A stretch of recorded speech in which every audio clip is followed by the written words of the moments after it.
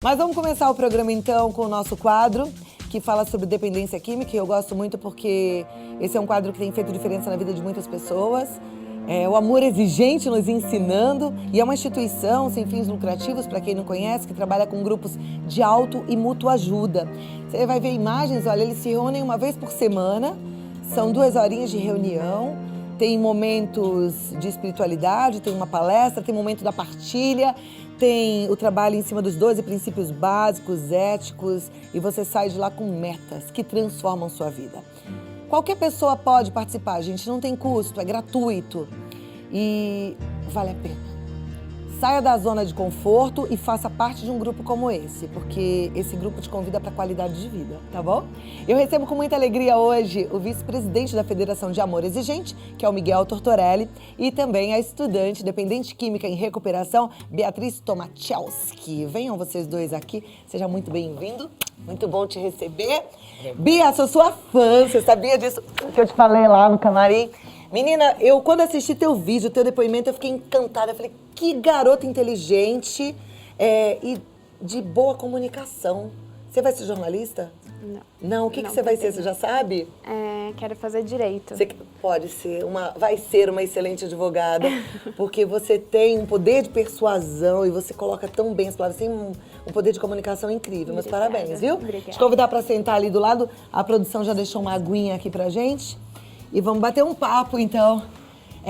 Você sabe que eu aprendi com Amor Exigente, é por isso que eu falo assim, que a dependência química, ela não tem cura, né? Ela tem tratamento constante, mas eu vou ser bem franca até com você, Miguel, que ainda me sinto constrangida, por exemplo, em apresentar a Bia como dependente química em recuperação.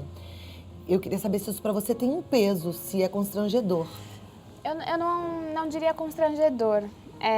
É claro que isso interfere em diversos campos da minha vida, porque existe preconceito. São poucos os lugares em que aceitam falar sobre isso, como você falou, sem tabu. São poucos os lugares em que você pode se expressar, em que você pode explicar, em que você pode falar que é uma doença, que não é a falta de vergonha ou qualquer coisa do tipo, que você não é uma pessoa às margens da sociedade, né? Então, assim, não digo que seja constrangedor, mas que às vezes não me incomoda, mas eu sinto um pouco de peso em relação a trabalho, a estudos, às amizades, então tudo isso vem junto, né? Mas eu não diria que seja uma coisa constrangedora, é só um peso que a gente carrega e que tem que saber muito bem se explicar, mostrar para todo mundo, e eu agradeço a você, ao programa, por aceitar falar sobre isso, porque é muito necessário. Nossa, eu é que agradeço muito, porque assim, entendendo esse peso, eu também entendo que você é dona de uma coragem rara. Difícil encontrar alguém com essa coragem. Parabéns. Porque ninguém assume, né? Ninguém difícil. fala, ninguém tem coragem nem de falar, eu já fumei maconha um dia. E a Bia é de uma coragem... Cláudia, você vê que tem tanto tabu que o único programa de televisão que tem e fala sobre isso é o seu. É verdade. Quando deveria ser falado muito, porque a droga, ela é nova, né, Miguel? A gente já falou sobre isso. Na década de 60, foi quando começou e ninguém sabe muito bem como lidar. E, na verdade, a gente está aprendendo a lidar com isso tudo agora, né, Bia? Exatamente. Por exemplo, você teve o seu primeiro contato com a maconha, que foi a droga que você usou, que você experimentou, com quantos anos? Foi com 13 anos. Aonde?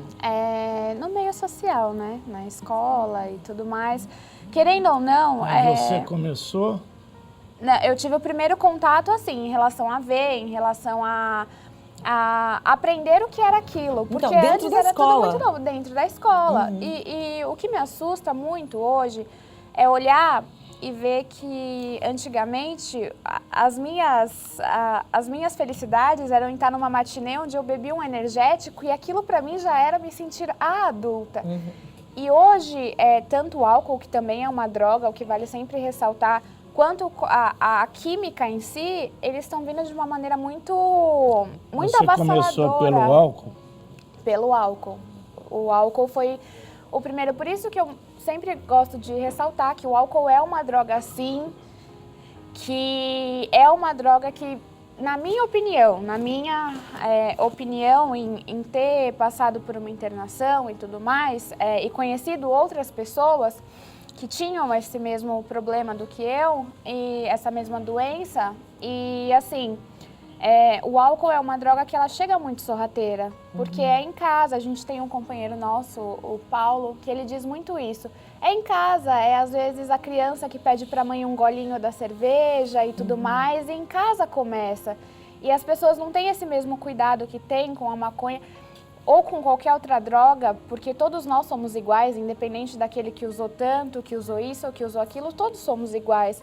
Só que, infelizmente, o álcool ele é uma droga muito aceitável por ser uma coisa lícita, por ser vendida em um posto de gasolina, em uma padaria, em qualquer lugar você encontra. E é muito fácil de comprar. Então, eu acho que é muito importante ressaltar isso, que às vezes as pessoas começam no álcool achando que é uma coisa tranquila, uma coisa normal, mas não é normal.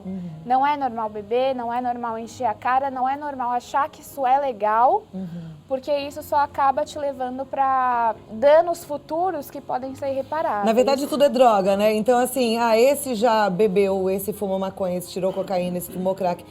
Alguns podem até passar por uma droga e não desenvolver a dependência, mas a gente está falando aqui da doença dependência química. E aí, como a Bia mesmo falou, todo mundo é igual. E a droga, ela é bem eclética, né? Ela não escolhe, né? Então, ela pode tornar doente qualquer pessoa que faça a experimentação. Ela está em todas as classes sociais. Bia, né? os jovens falam muito assim, maconha não vicia. Maconha não vicia. Maconha vicia?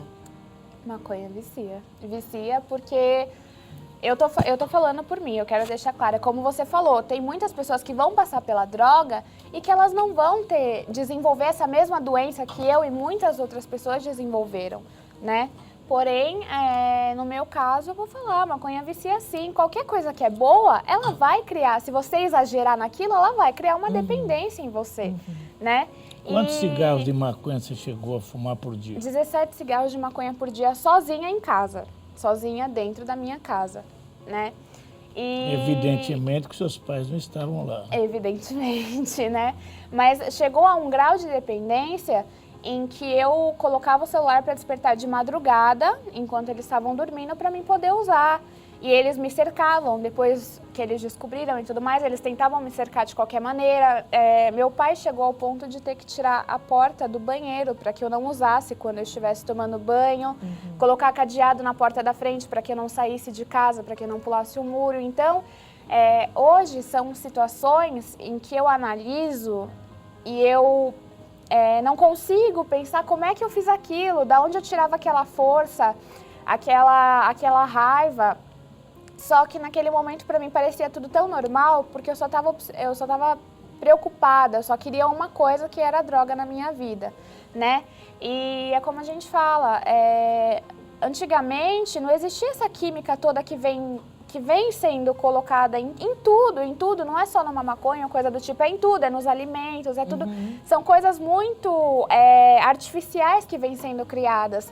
E a maconha a qual eu fumava, ela continha pó de crack, substâncias petrolíferas, pasta base de cocaína. Então não era só a maconha. Não é só que você usava. É raro ter hoje uma maconha que seja a maconha, né? Ela vem carregada de todas essas substâncias. Eu sempre falo aqui, a indústria da droga, ela não tá preocupada com você, ela não é boazinha. Aquele cara bacana, bonitão, que ofereceu droga pra você, ele na verdade tá interessado no bolso dele e quer te ver cada vez mais viciada, cada vez mais dependente. Por quê? Porque quer vender. É indústria, acorda, é indústria. Não tem ninguém bonzinho nesse mundo querendo que você use uma droga muito legal pra ficar num barato muito bom. Quer que você fique cada vez mais dependente para que o bolso deles encha de dinheiro, né? Mas assim. a maconha mesmo, você fala, não, a maconha de outros países ou a maconha que é comprada por aquelas pessoas de um poder aquisitivo maior,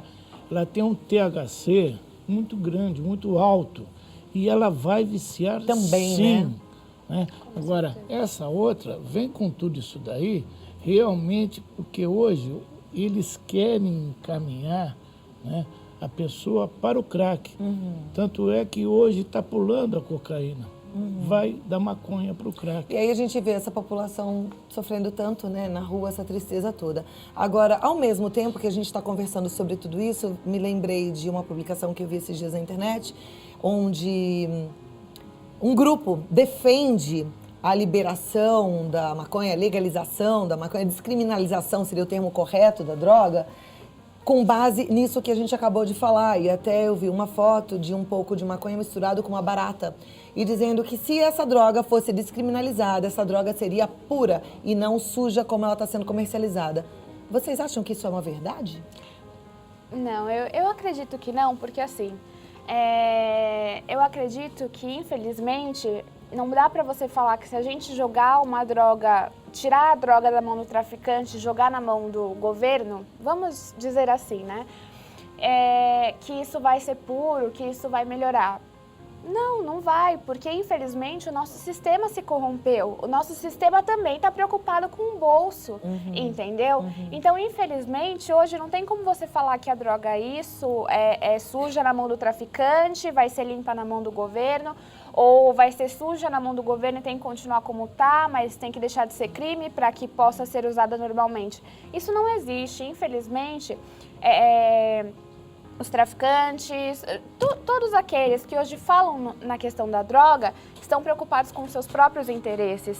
Ninguém, como você falou, não existe uma indústria boazinha que quer te dar um barato e acabou. Não, eles querem te viciar, e eles estão preocupados com uma coisa, com nós, adolescentes, que estão saindo da escola, que estão ficando ociosos, né? E eles estão preocupados com isso para que eles achem a melhor estratégia, para que os próprios vão parar numa biqueira, num lugar onde eles possam adquirir a droga de uma maneira muito fácil e usá-la de uma maneira muito fácil e persistir naquilo durante anos e anos, para que daqui a 20, 30 ou nem isso, eu precisei de 2 anos para chegar no meu limite, eu precisei só de 2 anos para entender que eu cheguei no fundo do meu poço, em que eu agredia meus pais, em que eu estava fora de mim, não era eu. E era maconha. E era maconha. Que fique bem claro, porque quando a gente ouve que alguém chegou no fundo do poço, a gente ouve que alguém chegou no fundo do poço porque saiu do álcool para maconha, para cocaína e para o crack. Presta atenção, a Bia tá com a coragem, é uma coragem que eu já falei aqui, rara e digna de muito, muito orgulho, falando para você que ela chegou no fundo do poço usando maconha.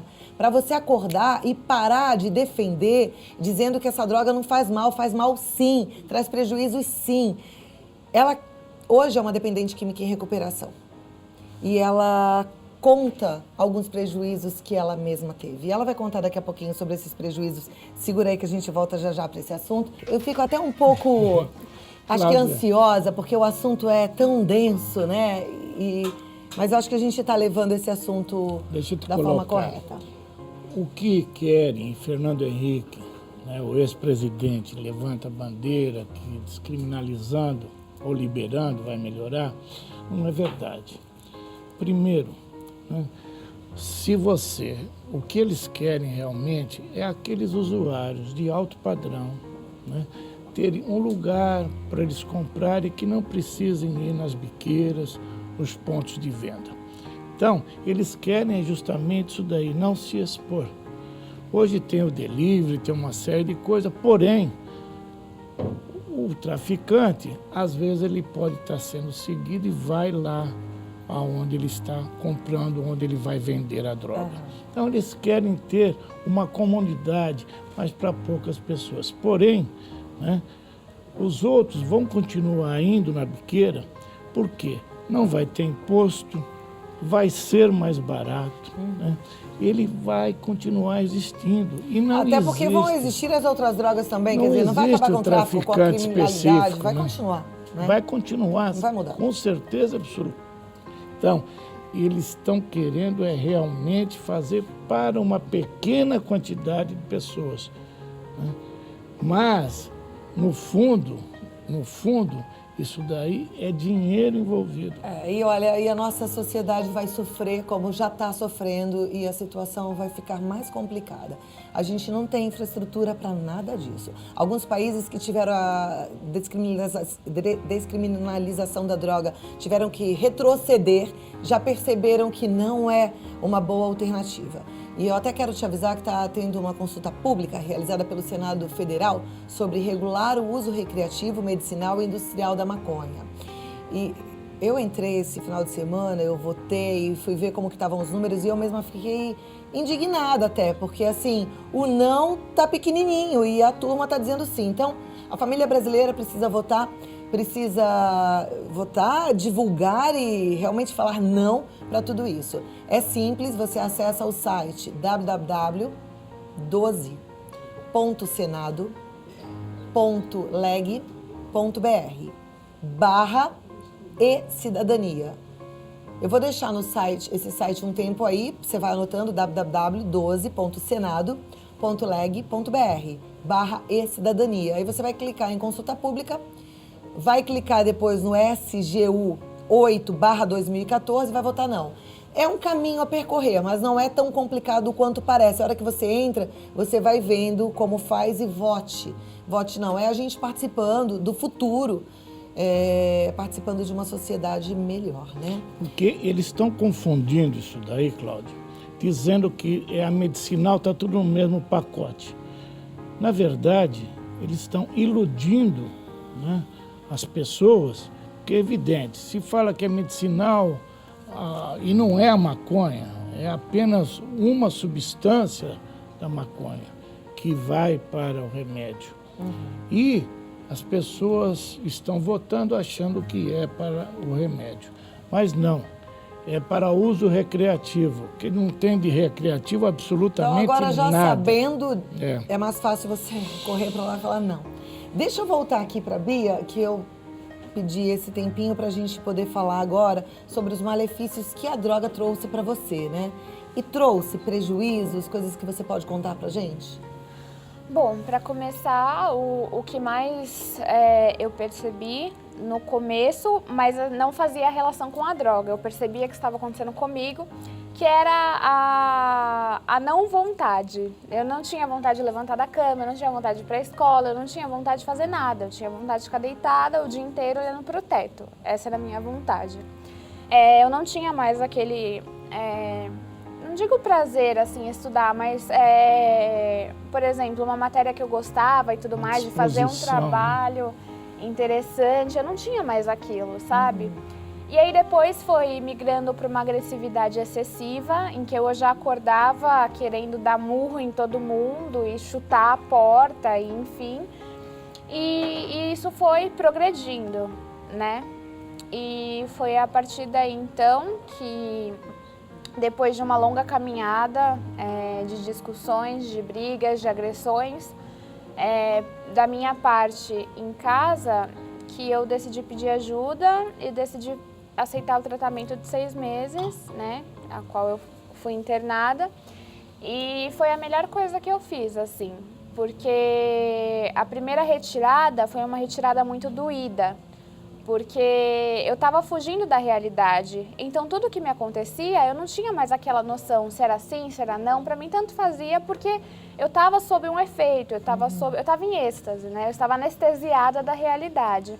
Então, essa primeira retirada foi muito ruim, porque eu sentia a falta dos meus pais, a saudade de casa, a saudade de uma privacidade, tudo isso doeu bastante, né? E foi tudo num estalo só, não foi aos poucos, foi tudo num passe de mágica, assim, parecia que eu estava bem e de repente não sabia mais o que estava acontecendo. Eu estava sentindo pela primeira vez em muito tempo aquela dor que eu não sentia, porque não é só uma coisa de questão de tirar a dor, de fazer você esquecer, é fazer você não sentir mais nada, você não sente mais amor, você não sente mais felicidade, você não sente mais dor, você não sente mais nada, você fica completamente anestesiado, né?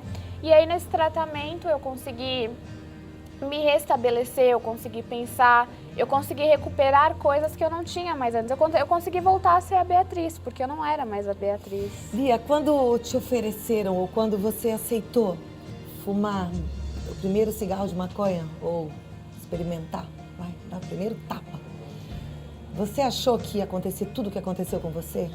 Não, Qual era o seu discurso quando aquela antes? Bia que experimentou a primeira vez, entrou em contato com aquela Bia que se viu dependente, Como é que foi isso? Olhar e falar, nossa... Foi muito gritante, assim, a diferença do que estava acontecendo. Eu jamais imaginava. O meu discurso era o discurso anterior, né? O que você falava? Que era normal, que era uma coisa natural, que não viciava, entre outras coisas do tipo. E realmente, tem pessoas que podem fumar 20, 30 anos, que vão ter uma capacidade cognitiva reduzida, porém que não vão criar essa dependência, que ficam 1, 2 semanas sem, tá tudo ok. Só que comigo não foi assim. Eu experimentei e no começo era tudo ok, era uma vez por mês, uma vez, sabe? Era muito. E depois uma vez por semana, e depois 2 vezes, 3 vezes, até se tornar todo dia, 1 só por dia, até a progressão de eu fumar sozinha, dentro de casa, 17 cigarros por dia. E eu fumava sozinha porque eu era egoísta, eu não queria dividir, eu queria aquilo pra mim. Eu queria todo aquele êxtase pra mim. E então, quando eu me vi, depois de tudo que aconteceu, até eu olhar de novo para aquela pessoa que eu era antes, e foi muito engraçado porque no meio desse processo eu reconhecia que eu não estava sendo mais eu. Eu reconhecia, eu falava, nossa, eu era uma criança tão amorosa, eu era isso, eu era aquilo, por que isso está mudando tanto? Só que eu não fazia associação com a droga. E depois da internação e tudo mais, com grupos de apoio, foi que eu comecei a perceber o que estava acontecendo, o porquê de A droga estava te transformando. E perde o vínculo afetivo, né, Bia? Perde o vínculo afetivo. Qual foi a maior loucura que você fez? Conta para Cláudia e para os espectadores. A maior loucura que eu fiz foi na sexta-feira, eu me internei de sábado para domingo. Na sexta-feira, antes disso acontecer, eu estava desesperada para usar. Já fazia uma semana que meus pais não liberavam, eu estava de férias, não me liberavam para sair, não me liberavam para nada, porque eu realmente estava incontrolável. E eles sabiam que se eu saísse, não tinha mais aquela manipulação, aquela conversa de falar, não, eu não vou usar, ou isso ou aquilo. Se eu saísse, eu ia usar. Era isso que ia acontecer.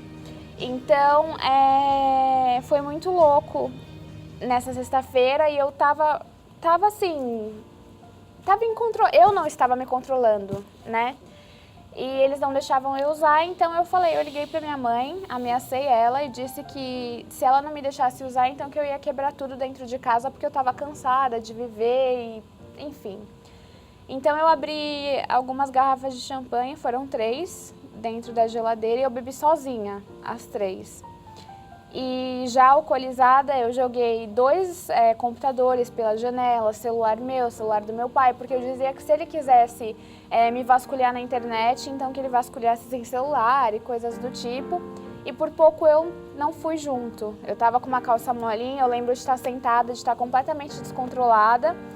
E eu fui virar para o lado para voltar para dentro do quarto e eu escorreguei. Então até eu me assustei e me joguei para dentro. Então, e aí logo depois e eu acho que esse foi a gente chama de despertar espiritual, né? Foi esse lugar em que eu falei, acho que não dá mais, acho que cheguei aonde o máximo que eu podia chegar. Porque se eu descer mais para baixo, eu sei que talvez não tenha volta. E foi aí que eu me internei. Mas aí, Cláudia, eu preciso fazer uma pausa. Os pais dela já estavam no grupo de apoio. Essa é toda a diferença. Os pais dela já estavam no grupo de apoio. Eu volto aqui já. Continuo com a Beatriz Tomaszewski. Tomaszewski. Nossa adolescente incrível que está aqui contando da vida dela, da dependência química com a maconha. E a Beatriz, mesmo nos blocos anteriores, falou, tem gente que diz, maconha não causa dependência química. Em mim causou. Ela está aqui para contar essa experiência. E o Miguel Tortorelli, que é de Amor Exigente, nosso querido amigo. E está sendo um papo muito bom, muito franco. E eu queria saber, Bia, o que a gente, se você consegue, com a sua visão de adolescente, de alguém que já teve essa experiência de dependência química com a maconha, poderia dizer se a gente está agindo de forma correta quando a gente fala para os nossos filhos sobre droga. Tem pai e mãe que tem aquela visão de quem fuma, quem usa droga é vagabundo. Muitas vezes é essa a abordagem, né, Miguel? Qual é o jeito certo, na tua opinião? Como é que a gente deveria fazer essa abordagem, falar sobre drogas com os filhos? Então, assim, eu acho que isso, na minha família eu vejo muito. tem muita questão do preconceito e antes eu não prestava atenção nisso. Hoje eu presto atenção. Desde que eu saí da clínica e tudo mais, às vezes numa conversa corriqueira eu começo a prestar mais atenção na maneira de falar. Às vezes tios ou até meus pais em si falam, não, porque, nossa, final de semana fica um monte de nóia na rua, alguma coisa assim. Eu falo, oi, tudo bem? Eu sou nóia, muito prazer, Beatriz. Sabe, são umas coisas que realmente existem um linguajar que ainda é muito chulo. É uma coisa, eu costumo falar, em todo lugar que eu vou, que não existe diferença entre eu e uma pessoa que hoje, infelizmente, está numa cracolândia da vida. A única diferença é que eu tive alguém que, quando eu levantei a mão e pedi ajuda, teve alguém para me escutar. Só que talvez essas pessoas não tenham uma pessoa para escutar. Então, eu acho que, assim, a melhor maneira é sempre conversar. Eu acho que o diálogo, é o melhor remédio para todos os problemas, todos os conflitos. E eu vejo que hoje, o que aconteceu comigo, dentro da minha casa, era que os meus pais queriam bater de frente, eles me prendiam, eles isso, eles aquilo. O meu pai, ele frequentou o amor exigente antes da minha mãe, porque minha mãe tinha que ficar comigo dentro de casa. Só que eu achava que ele frequentando o amor exigente era um afronte a mim, né? Claro, depois eu percebi que não, só que naquele momento parecia que eles me prendendo e tudo mais, eles estavam batendo de frente, estavam querendo medir forças comigo, né? Então eu acho que é muito legal quando um pai descobre que o filho fuma maconha ou coisa do tipo, que ele nunca se desespere. É normal que isso seja muito difícil, porque na maioria das vezes você não vai saber como agir, porque como eu falei, nenhum lugar quer buscar te auxiliar, te mostrar como é. As pessoas querem falar que tá certo, que tá errado, mas elas nunca te mostram se você fez o certo, qual o caminho a seguir, se você fez o errado, qual o caminho a seguir, né? Então os pais muitas vezes não sabem como agir. Então eu acho que é sempre bacana, descobrir que meu filho fuma, ou meu filho tá numa situação incontrolável, eu vou conversar com alguém que entenda sobre isso, eu vou buscar palestras, eu vou buscar vídeos, eu vou buscar soluções, eu não vou buscar... a gente estava conversando sobre isso na quarta-feira passada no grupo. Acho que um dos companheiros comentou sobre isso e falou assim, eu não vou perguntar para o vizinho, eu não vou perguntar para aquele primo distante, eu vou perguntar para alguém que entende, porque as pessoas, elas vão ter opiniões diferentes e muitas vezes essas opiniões não são baseadas em fatos e muito menos são baseadas em coisas concretas, em coisas que realmente aconteceram. São geralmente opiniões baseadas em preconceitos. Então é aquilo que a gente fala, todo pai e mãe, aliás, todo cidadão precisa hoje entender sobre dependência química.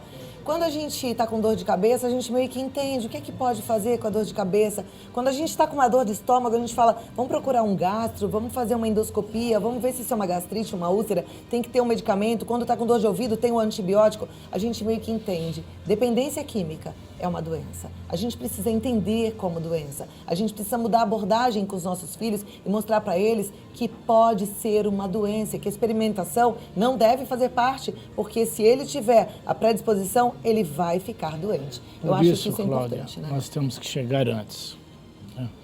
E aí, mesmo que ainda, e se Deus quiser não aconteça, a família tem que procurar grupos de apoio. Saber o que é, como deve agir, fazer prevenção.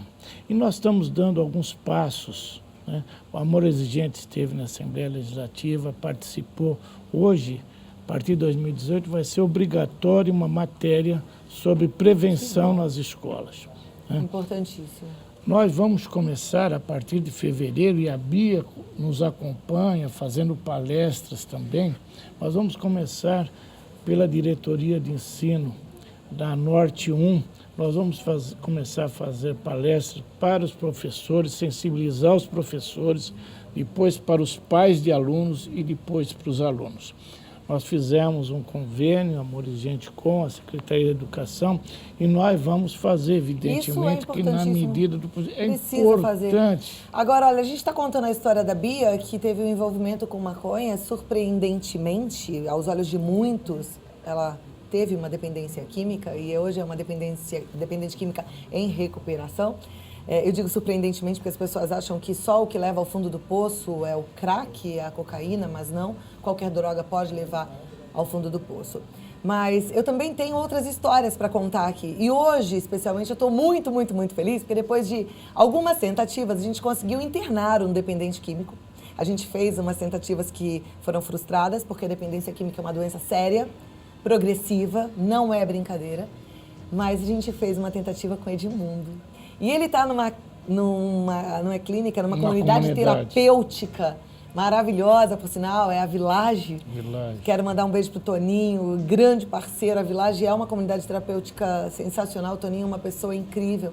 O Edmundo está lá há alguns meses, está firme e forte. Olha que maravilha.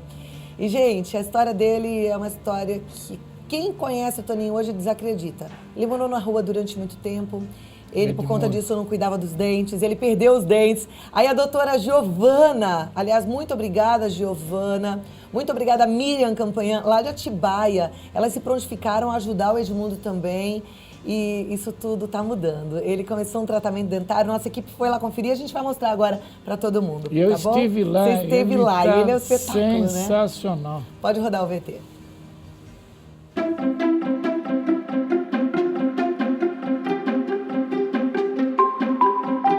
Oi, Cláudia. Oi, pessoal de casa. Desde que o Edmundo saiu das ruas, muitas coisas mudaram na vida dele. Muitos anjos apareceram para ajudá-lo. Hoje, ele está fazendo um tratamento dentário e nós viemos acompanhar um pouquinho da transformação do sorriso dele. Vem comigo. O Edmundo chegou aqui com poucos dentes, né? Ele tinha ao todo 8 dentes, tá? E todos já com perda, com cárie, com problema de gengiva, uma perda óssea também muito grande, que não deu para aproveitar esses dentes. Então nós estamos removendo todos esses dentes para colocar uma reabilitação com prótese total. Já retirou os dentes inferiores e agora ele vai tirar 3 dentes superiores, tá? Vai fazer uma prova, tá? Para a semana que vem ele já está reabilitado.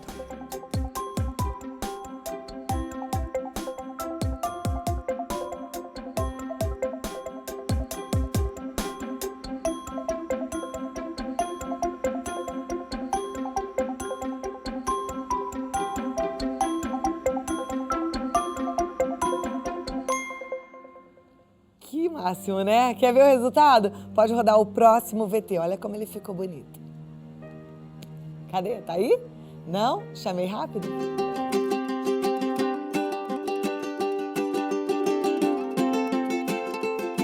Cláudia, já se passaram algumas semanas e nós estamos aqui na clínica onde o Edmundo está internado. Viemos conferir o resultado do tratamento. Eu garanto que você vai se surpreender.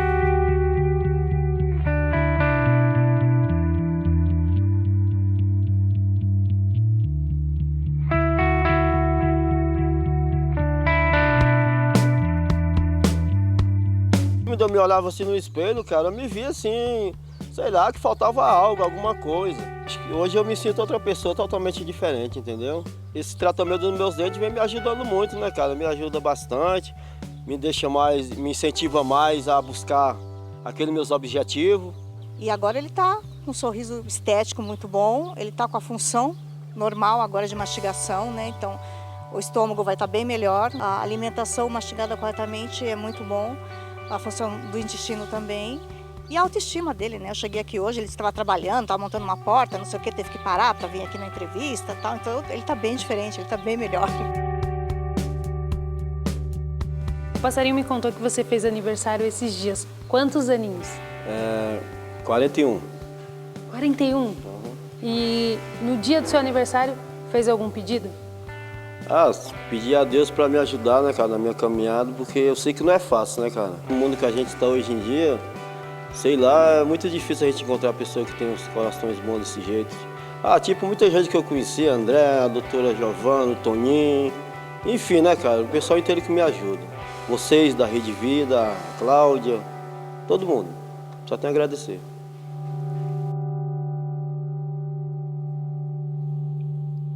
Que máximo. Quero agradecer mais uma vez a doutora Giovana da Gio Odontologia, que fica em Atibaia. O telefone dela é o 99196-0006. Obrigada, doutora Giovana. O Edmundo tá no telefone, eu quero dar um alô para você. Boa tarde, Edmundo. Alô, é? Alô. Tá me ouvindo, Edmundo? Tô. Olha, eu estou muito feliz, eu só ouço elogios a seu respeito. Eu fiquei encantada com as obras que você fez aí na Village.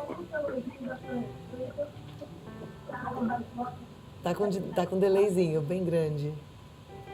Você me ouviu, A Edmundo? ligação tá ruim, né, cara? Não tô entendendo.